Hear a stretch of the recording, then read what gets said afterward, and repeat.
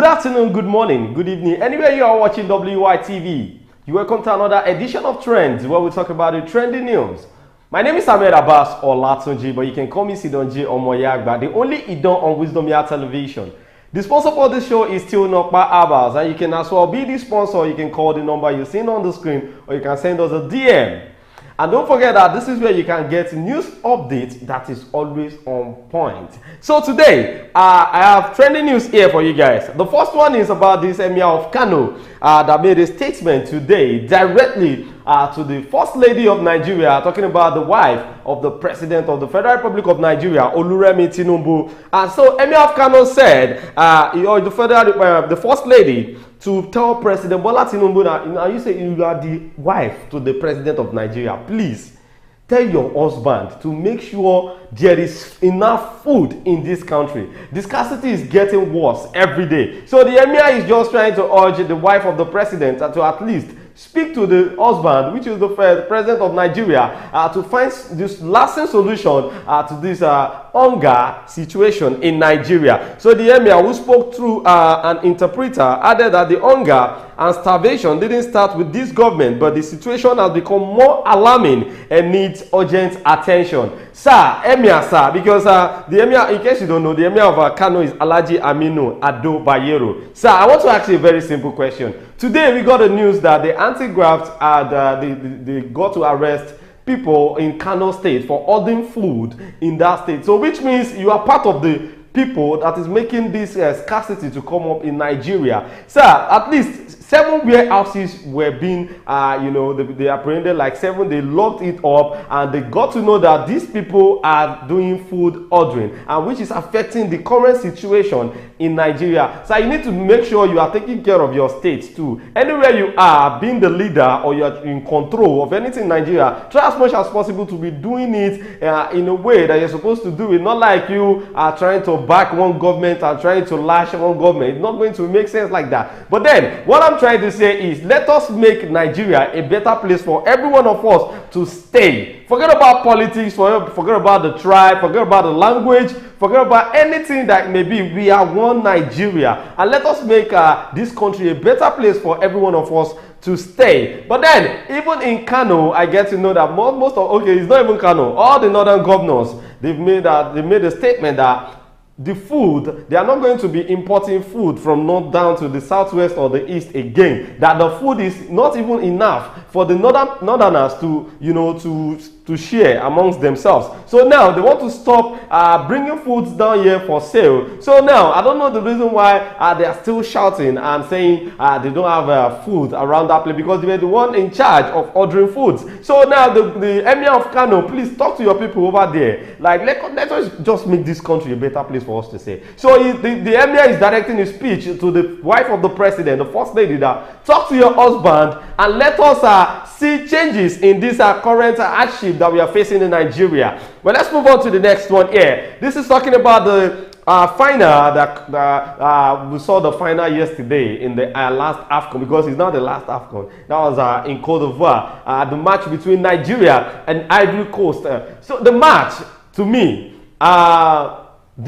both sides, they really tried, but there must always be, there will be a winner normally. But Nigeria is supposed to win that match. So I don't know, we didn't play anything to me, but people actually now put the blame on one particular person, which I concur. Because if you check, even right from time since we started, let's say since our first match in this AFCON, I told someone, I said, this guy is not effective in this squad. And what am I talking about? Alex Iwobi. So people are complaining about Alex Iwobi, and it actually showed on him yesterday that he's out of that squad. He's not even part of the team at all, because his passes is 0, ball control 0, stamina 0, and he's a midfielder. He's not even delivering, giving us what we want. But that's not even the case. I'm not here to, talk about the match in full. I just want to talk about Alex Iwobi, with the fact that he performed woefully yesterday in the final clash between Nigeria and Cote d'Ivoire. Nigerians have been going to his page, Instagram and X, to lash him curses. Like, this curse is just too much. So Iwobi had to delete all the pictures that has bad comments on his Instagram page. Now Iwobi is left with one picture on his Instagram. Alex Iwobi deleted all this picture on Instagram based on curses Nigerians are raining on him because of yesterday. You know, Nigerians, when we won South Africa match, I said this mouth that we are using to enjoy praising our players, and you know, we are happy even with the fact that we lost some lives, and Nigerian players were like, okay, we are going to do this for you, for those of us that lost our lives in the course of the match. So this final will be the one to ginger you wherever you are, maybe in heaven, Abi, you still dey mortuary. But then it is in another way around. But we didn't hear any news like Nigerians lost their life, because even right from the first half, I knew it, like this team is not playing anything. This is final, and you are playing final as if you are playing friendly match. And this Cote d'Ivoire team, they mean business, because they were the host. Cote d'Ivoire qualified with, let me say, with slim chance, and they made it through the final. With Nigeria that had to beat everything, we didn't lose any match till we got to the final. We had a draw, and at all the matches we played, we won. So getting to the final and playing that kind of match is something, no, it's too bad. But then we took a second, and the Cote d'Ivoire, the winner, and now Iwobi was the only player Nigeria were just lashing all these curses. I want to tell Nigerians to stop this, because you know, this can actually lead to depression. Normally, to a player that, you know, has been doing well in his club side, and sometimes, you know, things like this happen. And people said he's related to Okocha, like that's our new JJ Okocha. I said no. I didn't even see any quality of JJ Okocha in Iwobi, because he doesn't even look like Okocha at all. Okocha is a player that dazzles here, you know, maneuver through players, and you know, score free kicks, dribble, different skills, you know, pass, accuracy, everything is on point on Okocha, JJ Okocha. But when it comes to Iwobi cannot even dribble one-on-one dribble. So why will you be comparing Iwobi to Okocha? I believe that. But then Iwobi is facing it now with Nigerians, because currently he deleted all the pictures that had the curses on Instagram, and he only have one picture there with himself thinking about, what am I going to do to make Nigerians happy? Oga, now to go collect World Cup for Nigerians. Well, let's move on to the next one here. This is actually about these 3 countries that is getting out of, let me say they removed themselves from ECOWAS. But there's one particular country, Niger Republic. So the president of Niger Republic made it known today that they are going to suspend every airplane that is passing through their route in their country. So Niger Republic announced restricting flights from Nigeria using their airspace, and they said there is nothing like passing our airspace anymore. Yes. And this is actually talking about the price of the ticket. If you're flying from Abuja to London, you have to pass through Senegal, or let's say Chad, because now the journey is going to double. It's going to be on another level. So now they said that both national and international flights, you cannot pass through our airspace. So Niger Republic made it known today. So they said if Burkina Faso and Mali close their airspace too, that means, hey, Nigeria will have to fly 3,000 kilometers to Senegal or start relying on Chad. So which means the ticket is going to triple, like the ticket fee, they will triple it or double it. So we are in problem.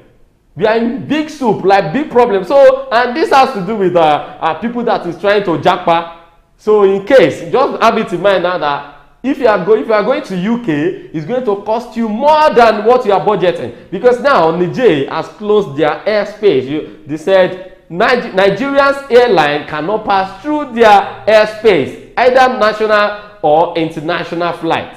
So Nigeria flight has to fly 3,000 kilometers to Senegal or start relying on Chad. So that's what's up. So that's what the Burkina Faso, the Niger government made today, that the statement they made today to Nigerians. So I don't know what is actually going to happen. Maybe our government will have to sit down with them, you know, try to talk, because I feel if this should happen, that means Burkina Faso and Mali will join, because they are working together, they are Sahel states, and you know what's up in their countries. They are trying to fight for their freedom, getting out of ECOWAS. Well, let's move on to the last one. A socialite and a petrol station owner in Akure, Sheson Adelabu, popularly known as Emirate, has reportedly macheted his wife to death.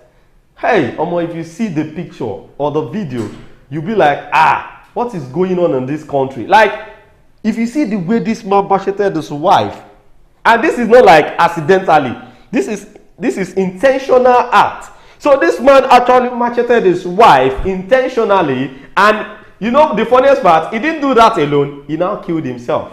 This man killed his wife and killed himself. So this man, he was said to have committed suicide by drinking sniper and insect killer substance. It was gathered that the incident happened in Alagbaka area. Yes, sorry, Alagbaka area, Akure. That's in Ondo State capital. Adelabu was the owner of Emirates filling station in Akure. So now his body and his wife's body are said to have been deposited in the morgue. This is the question: what would have happened between the couple that will make them to kill themselves? Because I know this man macheted his wife, and after that he killed himself by drinking insecticide. So that means there is something that is secretive about this death. But then who is there to explain? Because the dead body is there, you cannot question them until maybe if they do. Even autopsy cannot even tell us the cause of the death. So I don't know what the police are going to do about it, but their body has been deposited to the morgue, and may their gentle soul rest in perfect, because they are the only people that could tell us the reason why they killed themselves. Had they been the wife is alive, she would have like, okay, this is what the reason why my husband macheted me, but during the process I ran away and he drank insecticide. Or maybe if the husband is still alive, say, okay, this is what my wife did that made me to use cutlass on her. But then after macheting your wife, you took insecticide and killed yourself. So that means maybe they had oath or something, but now only God knows. But this is where we are going to be ending it on the show today. Don't forget to follow us on all our social media platforms, on X, on Twitter, on Instagram, YouTube, Facebook, TikTok at Wisdom Yard Online TV. My name is Ahmed Abbas Olatunji, but you can call me Sidonje Omoyagba, the only Idon on Wisdom Yard Television. I'll see you guys next time. Be good and enjoy the rest of your day. Bye for now.